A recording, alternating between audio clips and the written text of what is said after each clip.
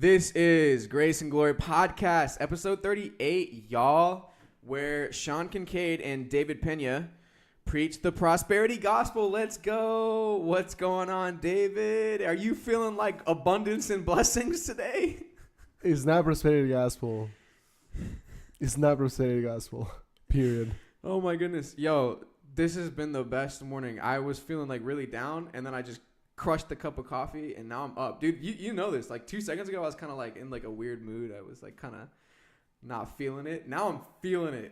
Are you feeling it? Yo, are you guys out there feeling it right now? I hope you're feeling it. Yo, we are in, I say yo a lot. People are going to think I'm super gangster, which they should. Fear me. All right. Especially when I start expositing the word of God. Exodus 22. All right. Where you have to be responsible for property. Sounds like Moses is preaching the prosperity gospel.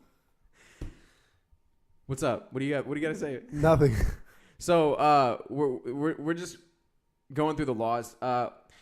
If you're just watching or listening to these in sequential order, we've taken not quite a month off, but almost a month off. The last podcast we put on was the 8th of May. Currently, it is May 30th. May 30th. I know that the 1st of June is on Friday, and today's Wednesday, so there's 31 days in May. I did that because of math. Let me turn my mic up real quick. Check. Testing. All right, David, I'm going to turn you up too. Anyway, so what we're doing is going through Exodus 22, verse 1 right here. If a man steals an ox or a sheep and slaughters it or sells it, he shall restore 5 oxen for an ox and 4 sheep for a sheep. If the thief is found breaking in and he is struck so that he dies, there shall be no guilt for his bloodshed. Okay. If the sun is risen on him, there shall be guilt for his bloodshed. He should make full restitution. If he has nothing, then he shall be sold for his theft. If the theft is certainly found, or if the theft is certainly found alive in his hand, whether it is an ox or a donkey or a sheep, he shall restore double. Okay, so here we go. You got a man stealing an ox or sheeps, slaughtering him, selling it, whatever he's doing, he's got to restore it. Okay, 5 times the amount, 4 sheep for a sheep, 5 times for an oxen. Okay, but if the thief is found breaking in, right, and let's say I break into David's house and I'm trying to steal some stuff, and David can't see me, doesn't know if I'm, a robber, a murderer. And I shoot you with my Glock. He shoots me with his Glock, and I die. No guilt. It's all good. It's perfectly acceptable. I know you liberals are quaking in your boots right now, but you probably don't wear boots because you're liberal. And that was harsh. I'm just kidding. I'm sure there's a lot of liberal construction workers out there, but there shall be no guilt. All right. If the sun rises on you, right, then there's guilt. Right. So if David sees me clear as day, I break into his backyard. I'm trying to steal his brand new grill. All right. Brand new used grill. And it's an amazing used grill. And I shoot you with my Glock. And he shoots me with his Glock. Then there is guilt for his bloodshed. And it doesn't say what the guilt would be. But if the thief steals, he shall make full restitution. If he has nothing and can't make restitution, then he's going to be sold for his theft. If the theft is found alive in his hand, like let's say I steal his dog or an ox or a donkey or sheep, as the Bible says, but he doesn't have one. So let's say I steal his dog, right? Megan. She's a runner. Okay, I steal Megan. She's found alive in my hand. Then I gotta restore double. Doesn't say what happens if it's found dead. Oh, no, it does. If I steal it and it's found dead, then you got to restore 5 times for an ox, 4 times for a sheep. Doesn't say about the donkeys or a dog, but we'll just do 5 and 4 respectively. Okay, verse 5, if a man causes a field or vineyard to be grazed and lets loose his animal and it feeds on another man's field, he shall make restitution from the best of his own field and the best of his own vineyard. That makes sense. Not going to elaborate. Verse 6, if a fire breaks out and catches in thorns so that stacked grain, standing grain, or the field is consumed, he who kindled the fire shall surely make restitution. Let's say I'm barbecuing and my fence catches fire, then that transfers to the neighbor's fence and then burns the neighbor's house down. Well, I gotta pay for it. That's basically what I'm doing with the best of my fences and house. What we're talking about, grain. So does that make sense? Did I just make that more complicated than it needed to be? It makes sense. Okay.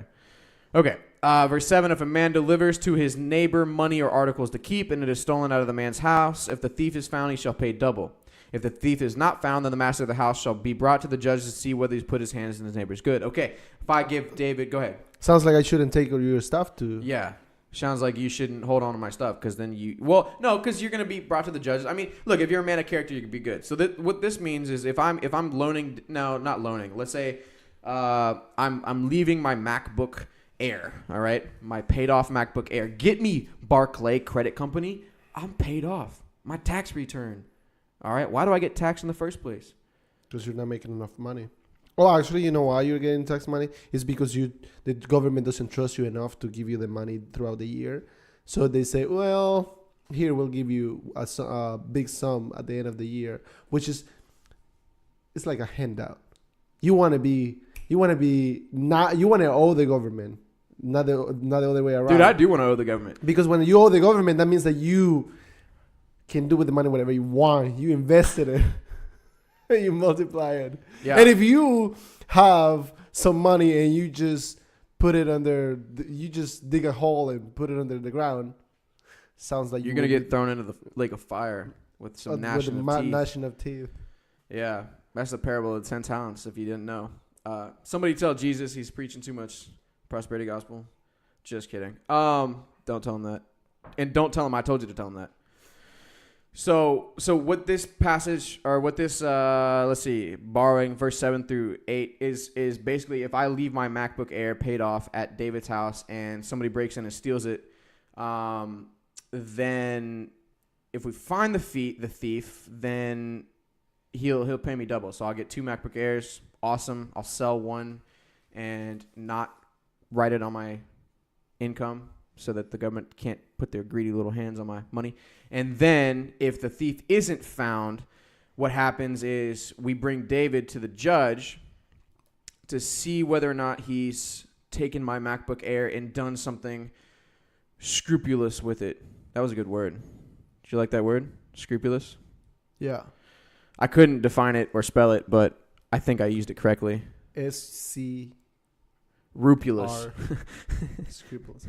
Okay, verse 9. For any trespass, whether it concerns an ox or donkey, a sheep or clothing, or for any lost thing of which another claims to be his, the cause of both parties shall come before the judges, and whomever the judges condemn shall pay the number. I just messed that up. Pay double to his neighbor. Yeah, okay, so let me just repeat that. Any trespass, ox, donkey, sheep, clothing, whatever, any lost thing which another claims to be his, the clause of both parties shall come before the judges, and whomever the judges condemn shall pay double to his neighbor. There's just a dispute about some lost item that nobody can prove whether or not was lost. They just bring it to the judge. The judge will condemn somebody. And this is why one of the 10 commandments was to not bear false witness against your neighbor. Like, that was one of the 10 commandments that was orchestrated by God, because you can't have a functioning society if everybody's just lying about each other, right? Then you can't trust your neighbor. You can't trust the judge. I mean, you can't do business. You can't do anything. If everybody's just lying against one another just to get what they need, like, you can't have a functioning society. This spiritual laws that God had given were for more of a purpose than just, I'm going to set Israel apart and make them holy. Like, no, I want them to be functioning, because I'm a God of order and chaos. Like, not me, obviously, but God speaking theoretically. I'm a God of order and chaos. Excuse me. I'm a God of order, not chaos, right? I want my people to have a functioning society. I know how the universe works. Where were you? Job, like 30-something. 38. 38. He tells Job, where were you when I created the heavens and the earth? Exactly. Like, everybody's trying to create their own little society, but God understands the fabric of the universe because he wove it, right? He had the loom and wove together the entire universe. So he knows how it works. He created us. He knows how we need to function in community, out of community, with one another, without one another. It's not good for man to be alone. He who desires a wife desires a good thing. The family's the center. Like, if you look at all these laws, it does have a spiritual purpose, but it also transcends spirituality, right? manifests in just relationships and the physical and how society should function, and even things like how to make war. I mean, God orchestrated the entire thing. It's not just a bunch of boring little laws, even though it is just a bunch of boring little laws. Like, they're there for a purpose so that Israel can function, right? In community back in the days, I mean, community is still very important nowadays, but back in the days it was more important, because just imagine if somebody was a trader. He could Trader or traitor? Traitor. Like Benedict Arnold? Yes. Traitor, like Benedict Arnold. Okay. So if he was a traitor, I'm gonna say it like that for now. Traitor. He was like a traitor. He could destroy the community. So that's why treason. What is? How do you say? Treason. Treason was not threesome. Treason is punished because of the same reason. You were trusted to be a member of the community to protect its members, and then you go like Benedict Arnold and turn around and like you're a part of this tribe. You're a member of this tribe, and why would you sell your own brothers and kinsmen in your tribe short? Right? Why would you let your brothers and sisters be killed or condemned, and you get saved and just be a part of another tribe? Like, even if you go to the other tribe, they can't trust you. Like, they have they'll take it and they'll let you live and maybe give you some money, but they can't trust you. I mean, you sold your own people out. How much you'll sell them out in a heartbeat? And that was actually what that young lady was talking about on Sunday that we were talking to. If you can't stay faithful within a relationship, a dating relationship, how are you going to stay faithful within a marriage? Nah, she doesn't know. And that does make sense. Although I disagree that you should be fully committed to one person before you get married. Like, that doesn't mean I think you should be out boning chicks. Good thing this is not a dating advice podcast. This is not dating advice podcast. This is just my opinion, okay? So, yeah, Bible is like 10 feet away from me in theory, right? It's actually right in front of me, but I'm not expositing the Bible right now. This is my belief on it. Like, I used to believe that. I was like, you should kind of commit to the person that you're dating, right? Like, super hard commit. Well, what if it's a low hanging fruit? If it's a low hanging fruit, treat it like a low hanging fruit, man. But if you go in the field, you going to pick up apples. We're using parables here. Let's parabolize. Let's parabolize. All right, so I'm going to pick up apples. All right, you're an apple picker. No, actually, I don't do that. I'm a very successful person, and I go apple picking just because. And I'm picking, and I see the low hanging fruit apples. I don't have to climb the tree. I don't have to really work for it. I can just grab them. So, then is it worth it? It is worth it. It tastes the same as the apple that is all the way on top of the tree. It tastes the same, but you didn't earn it. Look, would you rather have a steak? That apple. Would you rather have a steak from like a restaurant that you didn't pay for, like somebody just? It's a delicious steak, delicious. Somebody buys it for you, and they give you the steak, and it's super good, super delicious, right? But somebody paid for it, like it was a government. No, the government paid for it. Oh, it starts tasting bad already. The government just shows up at your house, right, and just gives you this delicious steak from, I don't know. All right, you have to. I'm not gonna eat it because I'm gonna think that that's poison. They're trying to poison me. So. All right, but let's just say that it's not poison. You know it's not poison. They have scientists test it. It's all good. So the government brings you a delicious, juicy steak, all that, whatever. But on the flip side, you have a cow in the backyard that you've been feeding for years, and you slaughter it, with your bare hands. You break the neck, and because you don't have like a big enough knife or whatever. I don't know. You kill it, and then you skin it. I don't know how you do all that stuff, but you take the meat and you put it on the grill and you fire it up yourself. You season it, and you invite your buddies over and all the girls in the neighborhood, and they think you're such a man because you're grilling with your shirt off and it's summer and you're drinking Modelo's and and then you eat the steak. Which, like, okay, they taste the same, right? They taste the exact same. Like, let's just say the government can have somebody that's as good as grilling as you. All right, I know that's hard to believe, but the government did it. They taste the exact same, but which one are you gonna appreciate more? The government coming to your house and giving you some steak, or you going out killing the cow, grilling up the steak, and eating it? I'm not gonna allow the government to come into my house. All right, you're avoiding the question, which means I'm right. So, which one? Okay, let's say I come over and I just give you a steak. Okay. Which one's gonna taste better? The one that you worked for, or the one that you didn't? The one that you gave me, because you love me. You know, you love me as a brother, and you said, "Hey, David." You know all right, so everybody listening to the podcast knows the actual answer. David just doesn't like to be wrong. Dude, I will be. That's low hanging fruit. You saved me dating a lot advice. You saved me a lot of time. No, oh man, you saved me. You saved me like a day of work that I will eat the steak in 30 minutes. Perfect. Thank you, man. I love you, man.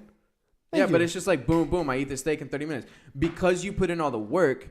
That's why you're gonna appreciate the steak more. You're not gonna resent it because you had to work for it. You're gonna appreciate it because it actually cost you something. If it doesn't cost you something, you don't appreciate it. If it costs you something, you appreciate it. Right? Yes. Yes. Dude. Okay, so my dating advice would be this. All right? Not biblical. I don't know if it's biblical, but it's my dating advice. Is if you have a dating relationship and you're unsure about whether or not you're going to get married to this person, like God hasn't told you yet, all right? You don't know. You're just kind of seeing how it is. Like, obviously stay pure. Stay, pure and don't put yourself in stupid situations. Like, that's a given, okay? This is not what I'm arguing about. Like, that's a given. What I'm saying is maybe don't commit that hard to this person, but be very clear about what your intentions are. And it's okay if your intentions change. Just be clear about it. Be transparent. If you are dating somebody, like I want to have a girlfriend here soon. I'm trying to get married. And so I'm asking a lot of girls out, and I'm getting rejected just under the amount that I'm asking out, which is cool. Because I would say over the. Yeah, I'm getting rejected by more girls than I'm asking out. Like, it's a new record. But the goal for me is to ask these girls out, and even if I decide to kind of pursue a relationship with one of them, unless I really, really, really like her, she's not the end all be all. I might go after other girls, but like I was talking to these two girls kind of seriously. I had to break up with one of them. No, she cut it off with me, but it's all good. But I let both of them know that there was another girl in my life, and I would tell them both about each other, and I wouldn't like share details that I shouldn't share necessarily, but I was very transparent and was like, look, if you want to be with me, you got first priority. I told them both that. I was like, you both have first priority, right? It's just, if you're not going to pull the trigger and get committed to me, I'm not going to pull the trigger and get committed to you. And let's say they did pull the trigger and get committed to me. I'm like, you have first priority until I feel like going somewhere else. And so if your intentions change, your intentions change. Let them know, but don't hide any of your intentions. That's my biggest advice is don't lead anybody on. Like right now, if I were to start dating somebody, which, probably won't happen, but prosperity gospel. Like right now, if I were to start dating, asking you shall receive. Yeah, yo, please, Jesus, yo. But if I'm dating somebody, I'm going to, and if I like them, I'm gonna like them, and then if I stop liking them, I'm gonna stop liking them. But they're gonna know every step of the way, right? If I meet a girl and I'm like, wow, she's awesome, I'm going to tell the girl that I'm kind of with, and I'm gonna be like, hey, listen, like I met somebody today, like I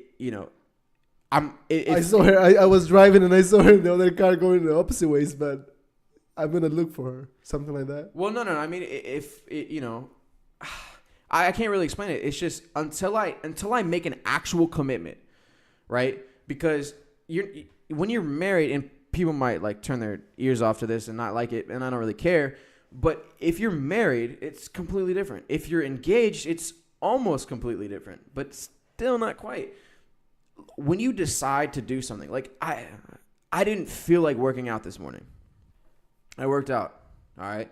I didn't feel like doing this podcast this morning, but I'm committed to it because, as David Platt would say, never underestimate a small group of committed Christians.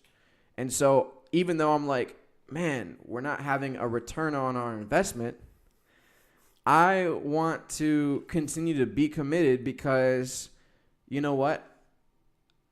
I don't want to stop right before the blessings come. Like, I got to keep going. So when I'm committed to a girl, I'm committed to her. But if I'm not committed to her, there's no point in me acting like I'm committed to her. Like, that's like untruthful. If I'm going to be dating this girl and I'm not committed to her, but I'm committing to her just because we're dating, that's not, this is not saying go cheat. This is not saying be unfaithful. This is not even saying, because you shouldn't in the first place be being impure, right? You should be like abstaining, right? Offering your body as a living sacrifice to God, holy and pleasing to God. There shouldn't be any of that stuff. So it really shouldn't be a problem. If you want to talk to 10 girls at a time, talk to 10 girls at a time. But let each girl know, hey, you don't have to like tell details, but I'm talking to many people right now. So if you want to wife me up, right? Gotta put a ring on it, baby. No, but you gotta make that very clear. It's like, look, it's that girl's not committed to you. Here's another thing. A girl will do that to you in a heartbeat. Like, if you don't make a commitment to her and get a commitment from her, as soon as you start expecting that commitment, she's gonna be like, whoa, we didn't make a commitment, and she's gonna back off, and she's gonna be like, she's gonna draw a line in the sand and be like, I'm gonna go do this over here because you didn't commit, So I can just see like girls Z-snapping right now, wagging their little fingers, but y'all do this all the time, and so the reason people get hurt, I would assume more often than not, is because of a lack of purity.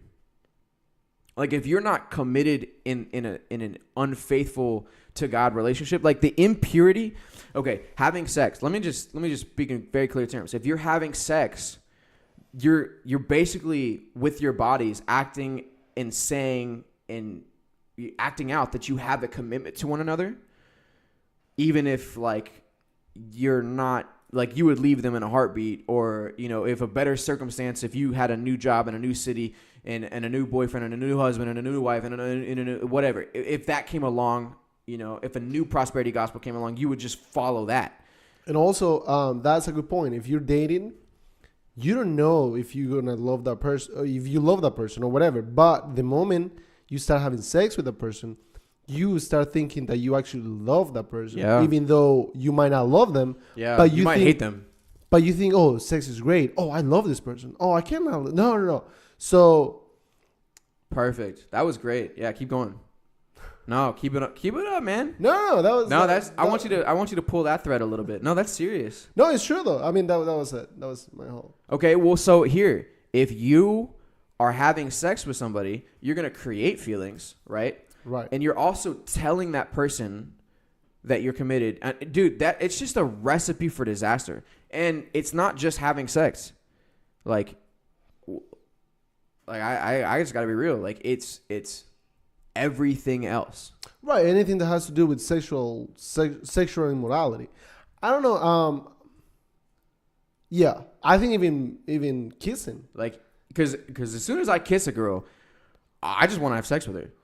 So, like, there's nothing innocent to me about a kiss. That's something that I would do in the bedroom while I'm having sex. And also, when you, the same way you kind of create feelings. Right. It's like, oh, especially if that person kisses really good, you're like, and it's more dopamine. Right. Every time I kiss this person, I get dopamine. Exactly. I want to go back to that person. Right. Yep. So that's when you get addicted to that person. And then you start thinking like, I need this person. I need this. And you probably, she might not be perfect. Yeah. She might be someone who, I don't know, I'm going to say probably she likes smoking. This is hypothetically. Yeah. She likes smoking and you hate smoking. And for me it would be she likes vaping. Yeah, she's a vapor. So yeah, go on with the example. So she's vaping. So she's you don't like it? I don't like that. And it's a bad habit. So, but I started making out with her. And it's like, oh, it's awesome, you know. And I mean, I'm sure I'm gonna have habits that she doesn't like, but since our kissing, let's try to keep it pure. Yeah. Our kissing is great. Oh man, and we have a great makeout sessions, and we think we love each other, but do we really love each other, or we just love? Or we just love to get together and kiss. Yes. So, because every time I kiss her, all these little chemicals get released in my brain, and right. it makes me just want to kiss more. And then, you know, now if she comes to you and says, "I think we should break up," you're gonna be heartbroken because, dude, that was your drug. Mm-hmm. We like it or not, it was your drug. That is like cocaine. So addicting. Same with love. You think you love this person, but you might love this person. But do you? You don't know because you were loving. Maybe in the kissing is a little exaggerating, but the having sex part, you were having the sex is great, and you're thinking like, I love this person. I love this person. Do you? Would you be with this person if sex wasn't there?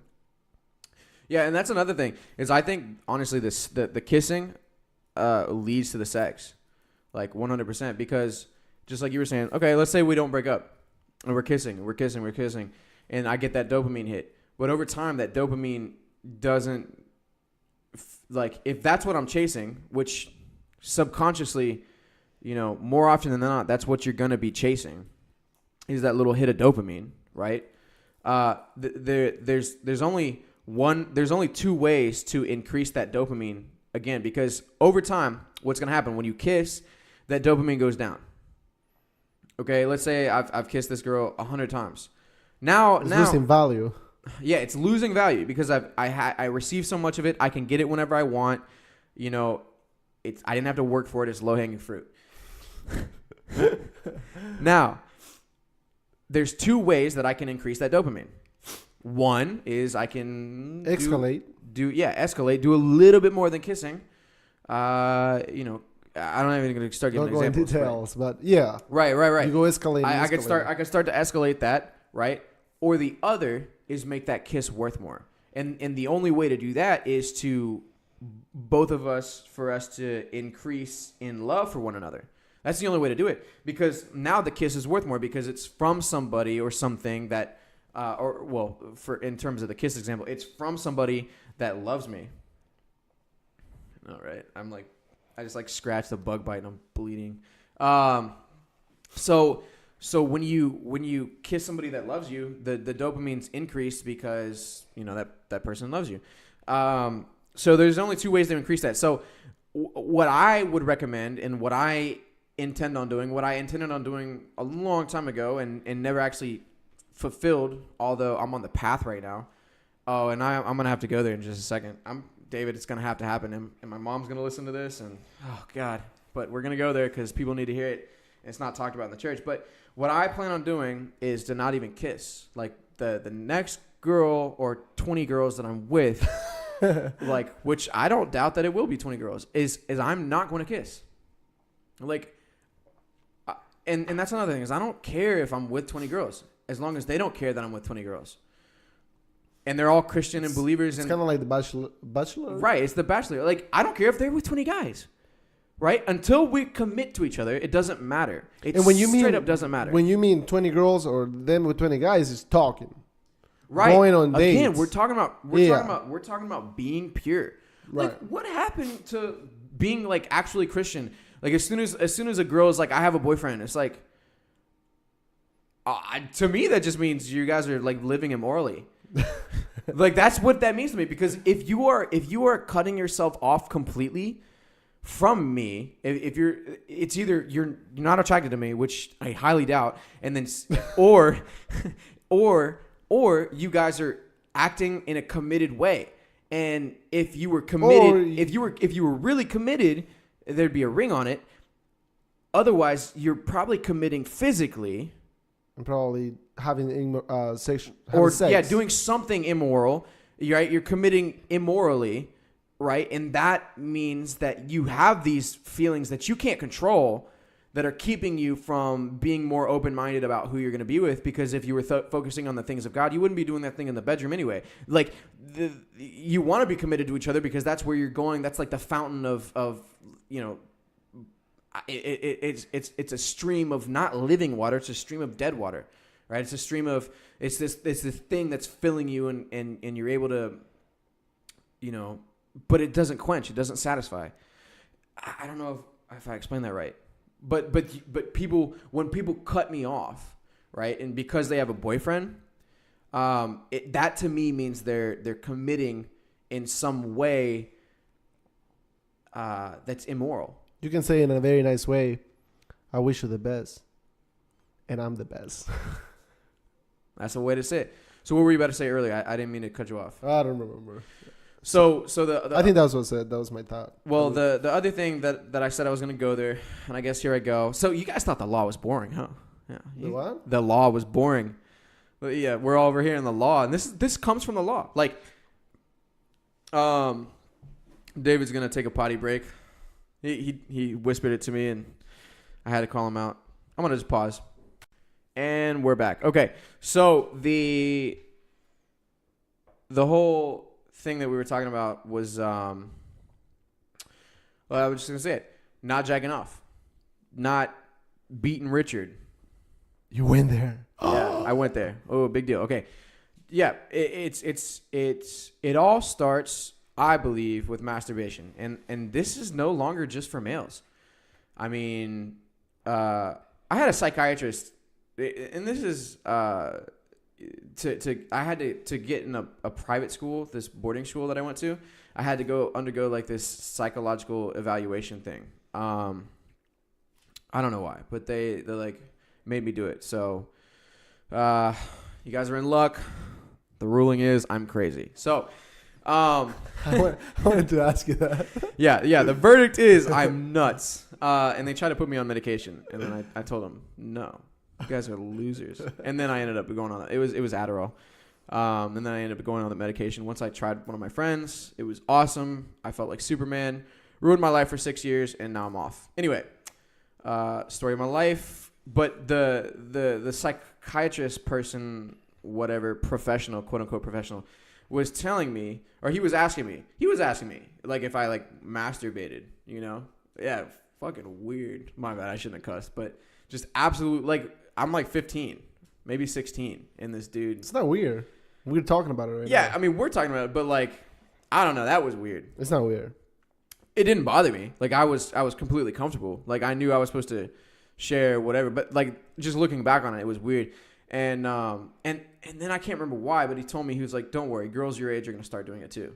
And I just thought that was weird. It was like, but dude's living in the world, right? So he's like, sex is natural, like, do it as much as you can, like, live immorally. But it just kind of translates to you're going to start doing things in public that you shouldn't be doing, and this, that, and the other. Anyway, what I was going to say was for, like, the Christian. I mean, this goes for anybody, but, the Christian especially. You can't do it, right? Genesis 1:28, right? 20. I think it's 26. I will look it up. Yeah, so David's going to look that up. God created man, humankind. He created us to subdue the earth. How can you subdue the earth if you can't subdue your own body? Now, people are going to have the excuses of, well, it's natural. Well, the Bible doesn't say specifically not to masturbate. Well, okay, whatever. Okay? Paul says, he's like, all things are lawful for me, right? Well, obviously, things that aren't lawful, you can't do them. But he's like, all things are lawful for me, but all things aren't helpful. But not all things are helpful. He's like, I don't let anything control me. I don't let anything control me. And let me just speak specifically to the guys, right? If you think that it doesn't control me, if you think that it doesn't control you and that you have control over it, stop. That's a lie. Yeah, just stop doing it. Well, I'm not even saying stop thinking that way. I'm gonna prove to you that you're wrong. Try to stop doing it. oh, well, I can do it. I just don't want to. All right. Well, then you're a loser.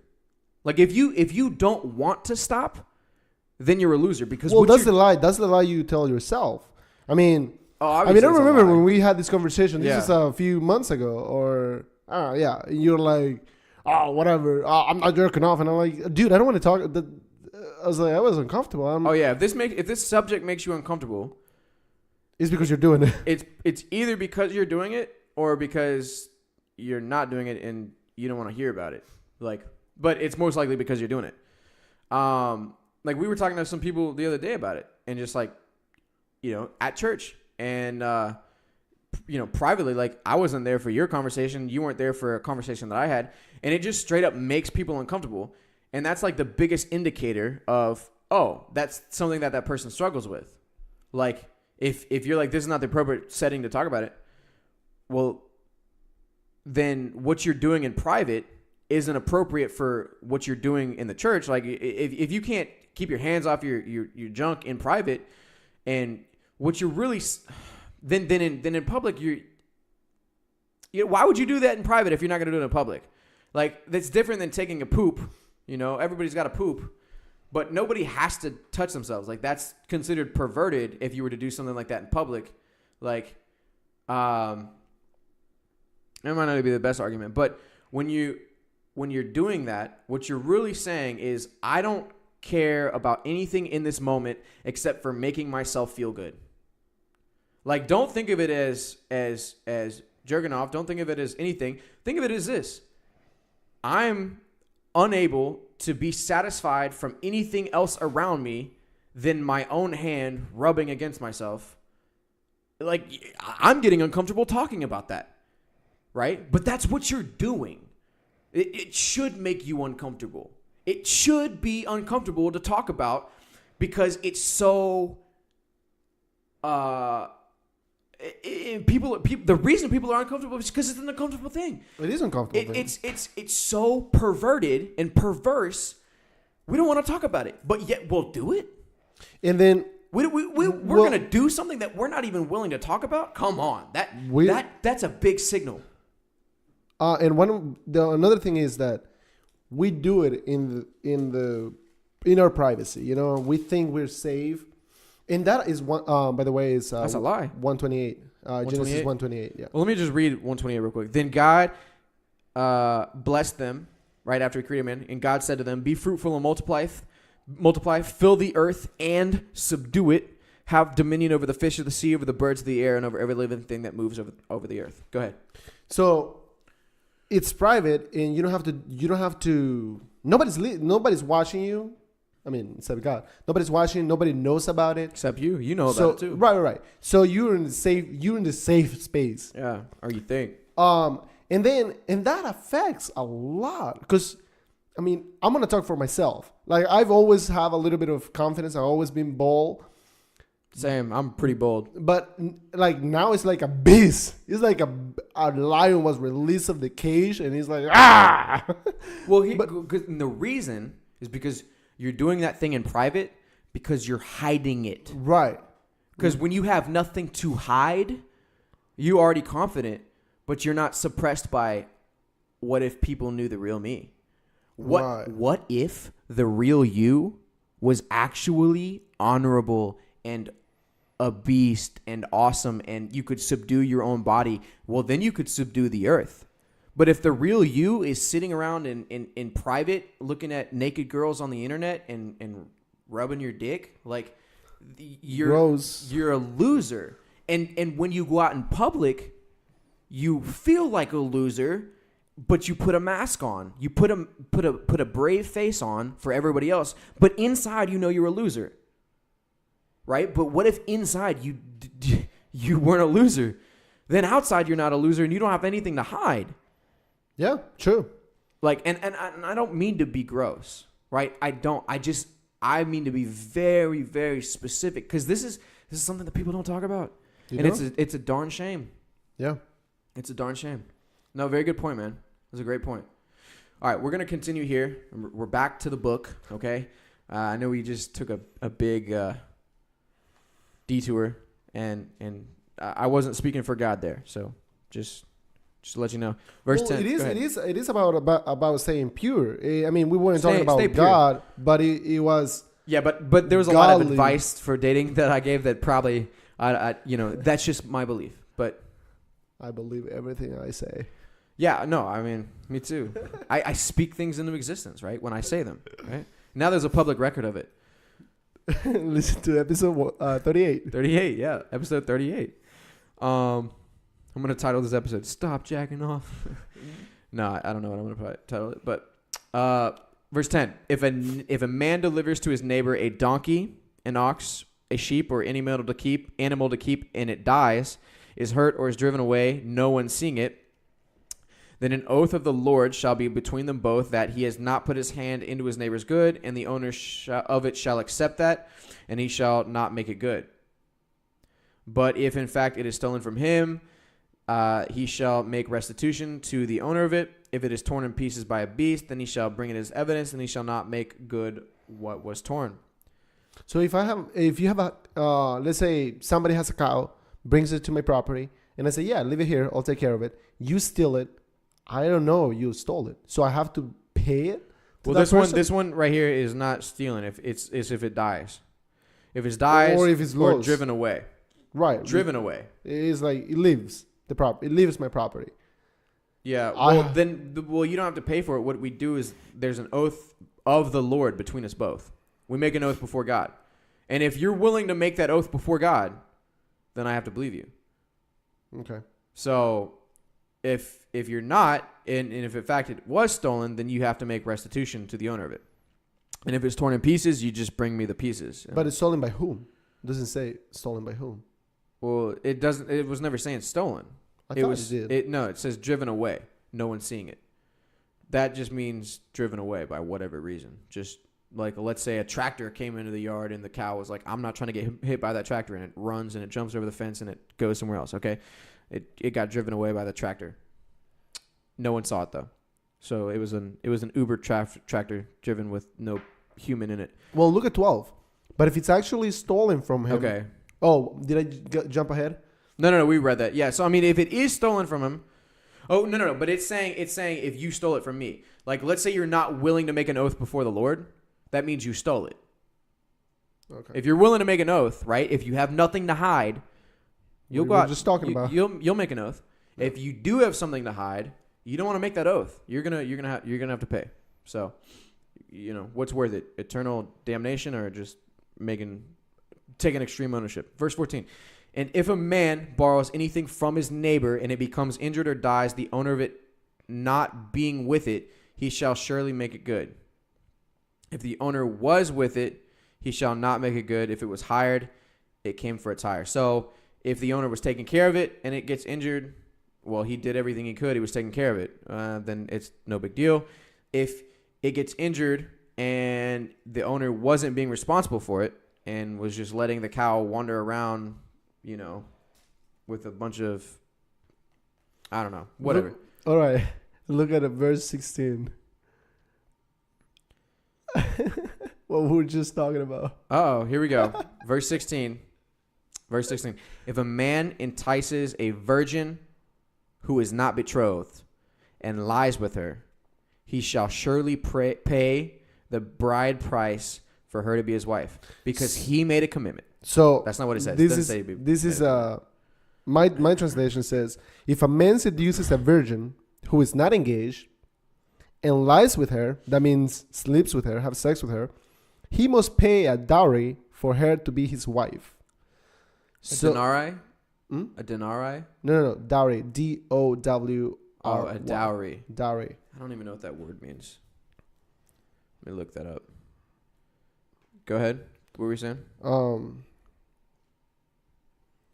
The male was so yeah. This goes back to, so by having sex with that person, property or money brought by a bride to her husband on their marriage. Oh, it's kind of like going to the parents and say, "I'm going to marry your daughter." Well, yeah, but in order to marry somebody, you had to like pay. Right. So here was the thing in that time. Like, if I'm a man and I'm seeking a woman, and I want to marry her, and dad says it's okay. In order to marry her, me and my household, my father, my mom, everybody, we have to pool together, and I have to bring the father like a bunch of cows and sheep and grain and all that stuff. Like, I have to pay him whatever the bride price is. Because if something happens to me, let's say, and I can't provide for my wife anymore, like let's say I die. Your family has to provide for you. Well, no, I give. Okay, so I'm gonna get married, right? I'm betrothed or whatever. I'm going to pay.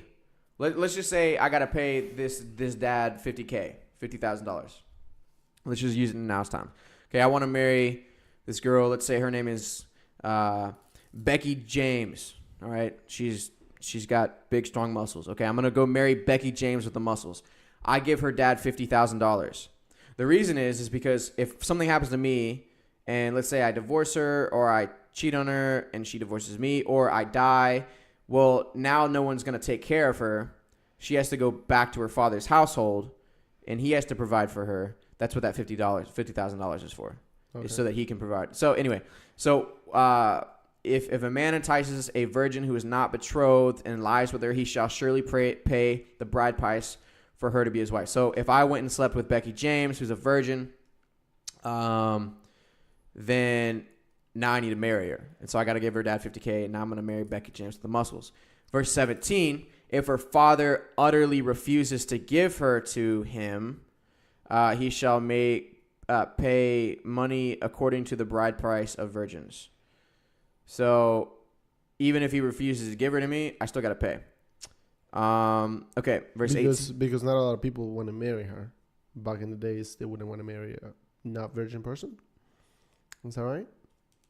Probably. Well, back in the day, everybody was supposed to be a virgin, and right. I think you could get killed for not being one. Verse 18, you shall not permit a sorceress to live. Pretty self-explanatory. Burn them at the stake. Verse 19, it doesn't say burn them at the stake. It's just that was some preferred method of choice back here in the 1600s of America. Verse 19, whoever lies with an animal shall surely be put to death. Good on you. That's a good law. Verse 20, he who sacrifices any god or sacrifices to any god except to the Lord only shall be utterly destroyed. Verse 21, you shall neither mistreat a stranger nor oppress him, for you were strangers in the land of Egypt. Now, that's actually a good one to talk about for a second.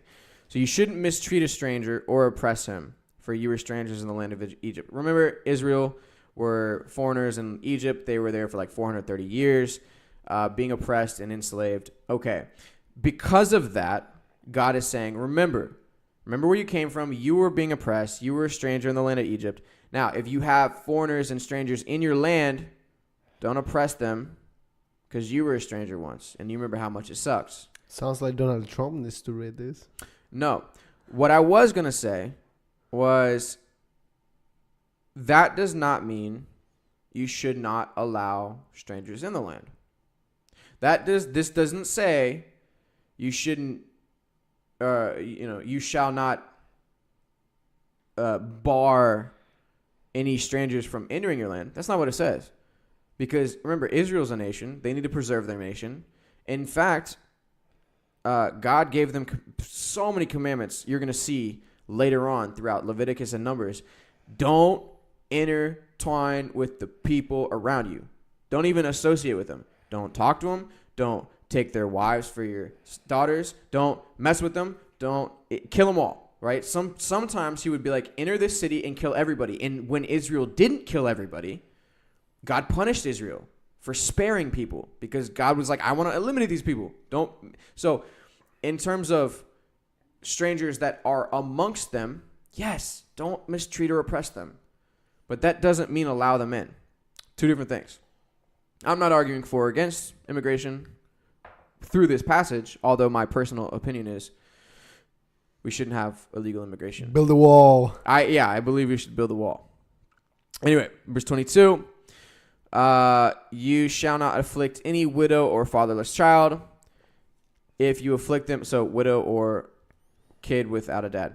If you afflict them in any way and they cry at all to me, I will surely hear their cry, and my wrath will become hot, and I will kill you with the sword. Your wives shall be widows, and your child fatherless. Wow. So here's God saying, don't afflict the widow or the fatherless child. Don't take advantage of them. Don't oppress them. Don't afflict them. Don't harm them. Don't make them struggle any more than they are already. Because if you do that and they cry to me, I'm going to hear it.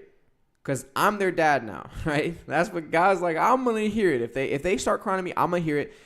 And my wrath will become hot, and I will kill you. I'll kill you with the sword. Your wives are going to become widows, and your children are fatherless. That's self-explanatory. Verse 25, if you lend money to any of my people who are poor among you, you shall not be like a money lender to him, and you shall not charge him interest. So what it's saying here, it isn't saying don't charge interest. Ever. No, he's saying don't take advantage of the poor. He's like, this is what this passage means, is if you're going to give money to the poor in terms of I'm going to let this person borrow money, if I'm going to let this poor person who I know can't pay the interest on it, right? If I'm going to let them borrow money, I'm going to let them borrow money just specifically to help them. They're not going to owe me interest. They're just going to owe me what they paid. Or what I lent them to you. Now, if you're a bank and you're lending money for business, this doesn't apply to you. But don't let poor people open up accounts that they can't pay back and they're going to forever be paying off the interest. That's not what you do. If you're gonna lend money to people that are gonna go and then create more money and be able to pay the interest back and still keep profit for themselves, because that's the point of doing business, then go for it. You both prosper. But don't do this specifically to oppress the poor and know that you have a steady stream of income forever because they can't pay you back. That's not the point. All right. Verse 26. If you ever take your neighbor's garment as a pledge, you shall return it to him before the sun goes down. For that is his only covering. It is his garment for his skin. What will he sleep in? And it will be that when he cries to me, I will hear, for I am gracious. Verse 28, you shall not revile God, nor curse a ruler of your people. Ooh, that's actually, those liberals need to hear that one. Well, liberals think that this book is stupid. That's true. Verse 29, there's so much wisdom in this book, even in his laws. There's so much wisdom here. Verse 29, you shall not delay to offer the first of your ripe produce and your juices. The firstborn of your sons you shall give to me. Likewise, you shall do with your oxen and your sheep. It shall be with its mother 7 days, and the 8th day you shall give it to me. And this is going to the nowadays is giving away money. Yeah, give it away. Tithe. You make money. Yeah, you make money, you give away. God has blessed you with the money you're making anyways. Right, it belongs to him. The first thing that you should do is set it aside. Yes. To give. Like, that shouldn't be an afterthought. It should be the first thought. Yes. Like, period. And then you pay yourself. And then you pay yourself. And then you pay the government last. Verse 31. That doesn't say that, but that's just my opinion. Just throwing that out there. Verse 31. And you shall be holy men to me. Bam, holy men.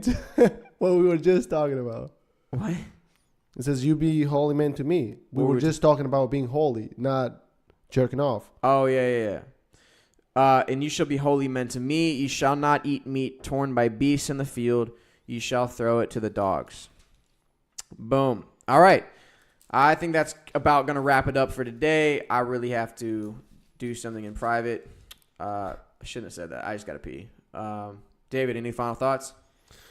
No, that was good. That was good stuff. And that was good stuff today. Let's end on Genesis 1:28. Let's end it, bro. All right. So find us on Google Play, iTunes. Give us 5-star reviews. Share it with your friends, because that's the way we're going to spread the word. Spread the word. And if you want to download any free audiobook, go to audibletrial.com/Grace and Glory, END Glory. And you get a free download of any book you like and a 30-day free trial. And you should read more books. And you should read more books. All right, Genesis 1:28. Then God blessed them and said to them, be fruitful and multiply. Fill the earth and subdue it. Have dominion over the fish of the sea, over the birds of the air, and over every living thing that moves on earth. Amen.